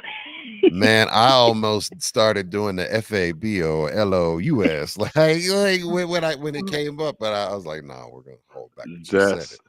could be grandson. I'm gonna have to go with Curtis Blow just on the strength that back then the way he would manipulate words opened up a lot of doors for the way people can rap. These are the breaks. Well, break it up, break down. Break down. Hey! I mean, huh? They're playing fast. He ad libs. Come on, man. Ad libs. Before they even had overdub, he had ad libs. That's some good music too. I ain't mad at that. Absolutely. I mean, I like Fabulous, but like Curtis Blow was one of the pioneers. Yeah, I would rather listen to Curtis Blow than Fabulous any day. Unfortunately, some people might feel the other way, but I just like Curtis Blow, man. He just, my image of a strong black man, his voice was, he was a part of that. Him, Run DMC. Ego tripping. He was AJ Scratch. Woo, I forgot about him. What's your favorite, or what would you rank your favorite? Doesn't have to be what the best is, but what's your favorite Curtis Blow? It was the breaks, man, because I was in that zone, bro. That's the shit that I was going through, bro. That shit was crazy. Yeah, man. The breaks is hard to get past. I mean, but sometimes people answer something and surprise you. Be like, it was like that type of shit was happening to me, bro. Like, because my mom, they was heavy into the drug scene, so a lot of shit was going on that I seen, and he was rapping, and that was the shit that I was seeing, bro. Like, I ain't even on the break song. Well, Curtis Blow, that's part of like a lot of the early rappers that has something to do with their names. Curtis Blow. I mean, think about it. Well, yeah, that's the one thing I always heard about that. Like for the people that were around, that he did like the Booger Sugar. And anybody with the name Ski in their name, Ski, Snow, Slopes, yeah. Yeah, that was relevant. They was kind of like trying to hint. That's what the type of shit that was going on.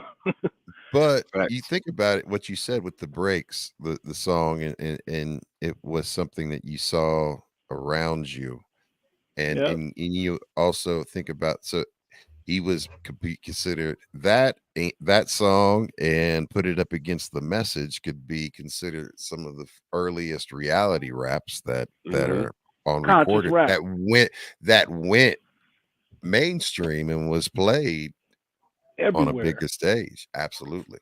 Hell yeah. It crossed over. The breaks.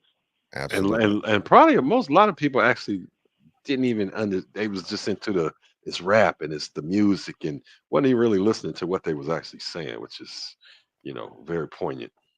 I ain't gonna lie to you, bro. Those songs guided me through this universe, bro. The breaks, Wake Up by Run DMC, Shut Up, You Talk Too Much.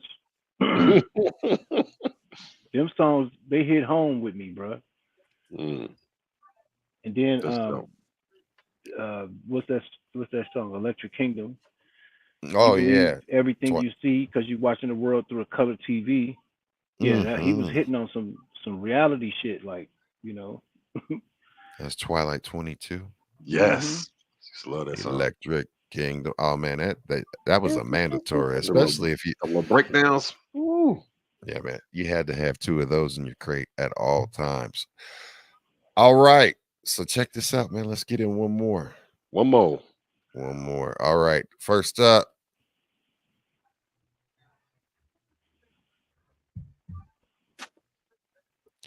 Joyner Lucas. Okay. Versus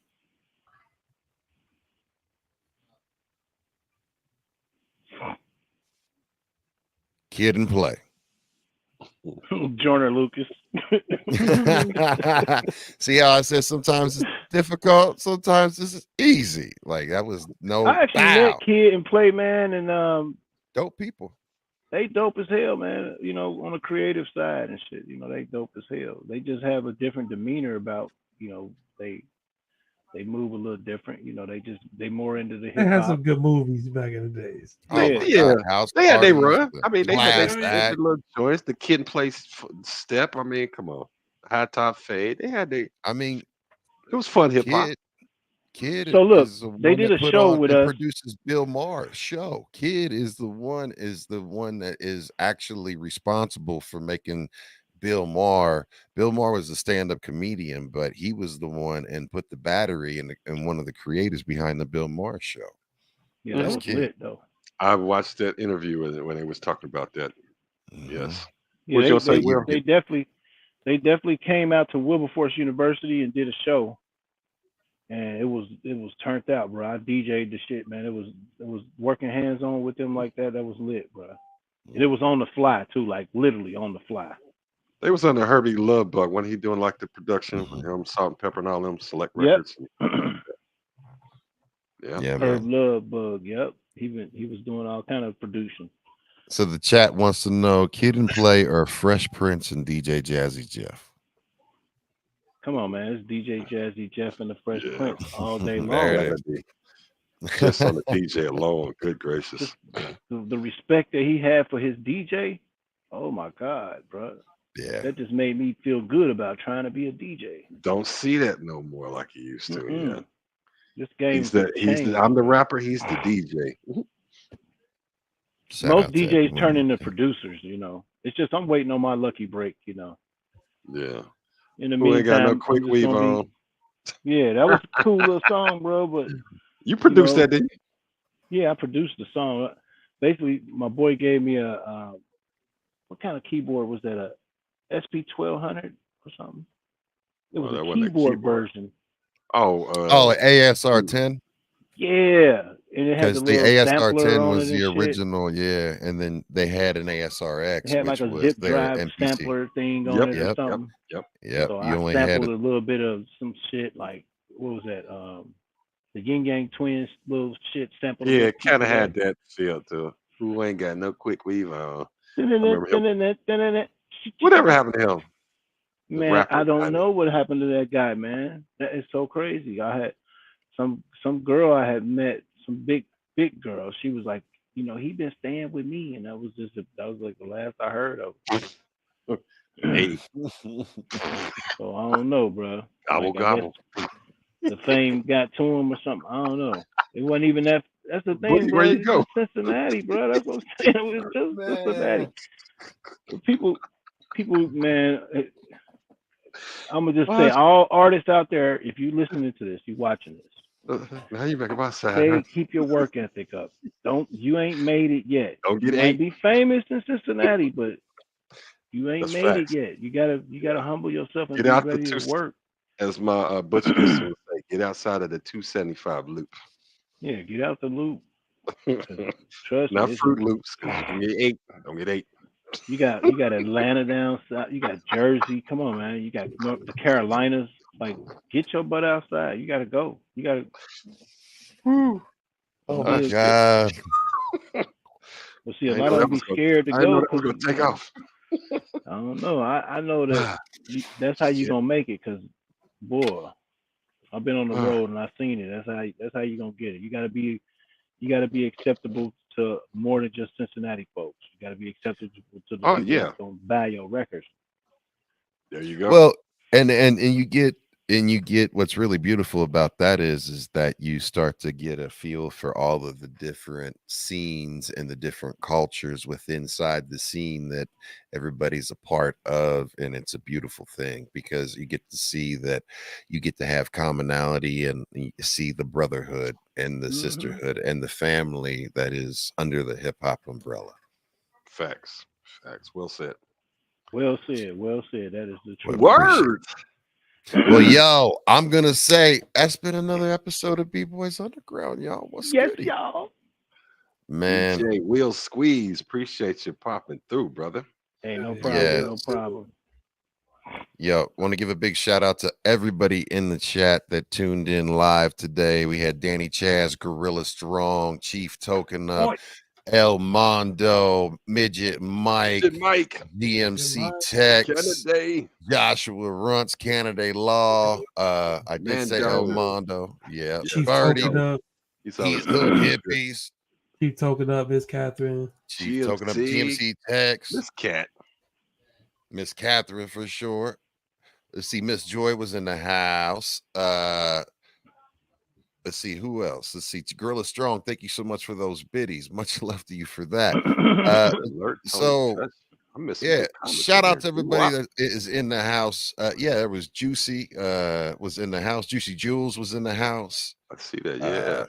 Yeah. So shout out. If y'all didn't know, remember we do this every single Wednesday, and we also have pop-ups throughout special days when we have artists and stuff come on, and we have scheduling opportunities. So stay tuned with B-Boys Underground on IG. Follow me, Ghost Boogie 66 on Instagram. Follow all these folks on all the social media platforms, and get down with the Get Down every Wednesday, 9 p.m. Eastern, 8 p.m. Central, 7 p.m. Mountain, 6 p.m. Pacific, right here every single Wednesday. B-Boys Underground. Shout outs, Will. Shout out to everybody that love me, and I love y'all too. Hell Shout out to G Fresh. Shout out to the whole B-Boys Underground crew. Don't forget, y'all, we got the Third Finger Record Pool meetings coming up every Wednesday.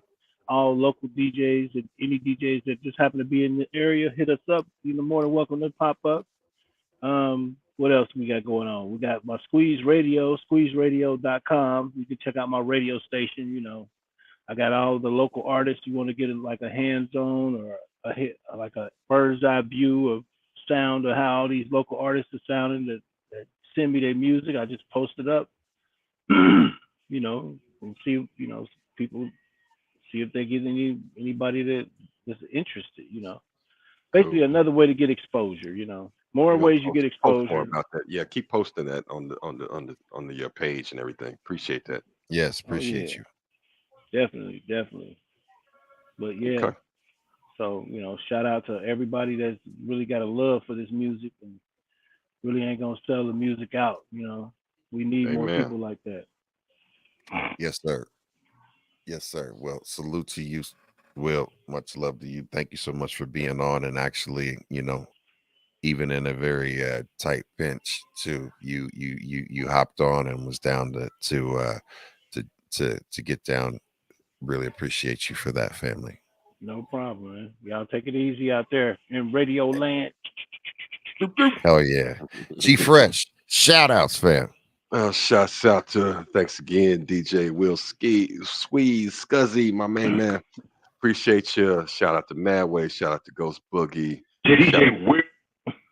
What? Don't be saying no fresh blows. Shout out to everybody tuning in, B-boys, B-girls. Appreciate y'all. And shout out to Wifey. Shout out to everybody, man. Watch your health, because you know the health scares are still going on. No Boogie going through it. Heard Madway's struggles, and glad to have him here. And you know, Will, you've dealt with some things in life. So everybody, watch your health. Just try to take care of yourself and stay up on that. And glad that everybody's here and participating, but keep up on it. There's still things out there floating around. Just wanted to say that as a PSA. But love everybody. Glad y'all can tune in. Cincinnati in the house, all the way to Denver, to South, to LA, to Phoenix, and back. Rollo, hell yeah. And then, of course, Mad Ways. Shout out, fam. Hey, shout out to you, Boogie. Shout out to G Dash. Shout out to the Purple Beard. Squeeze. Big love for Blue Beard.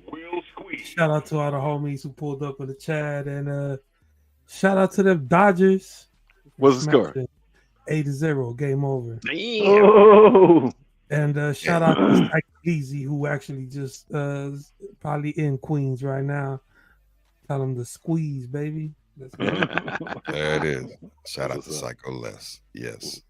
All right. And then with that being said, welcome. That was another episode of B-Boys Underground. Thank you all so much for tuning in. Check out all of our content on youtube.com/B-Boys Underground. You can click on the playlist where it says past episodes. You can find this episode plus all the other ones, all other 51 of them.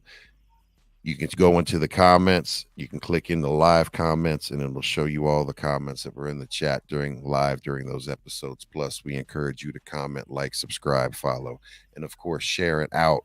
We appreciate your support. I appreciate the support of my B-Boys Underground family, my Usual Suspect family, and my Blurred Reality Wrestling family. With that being said, y'all split that. Keep positive. Keep pushing.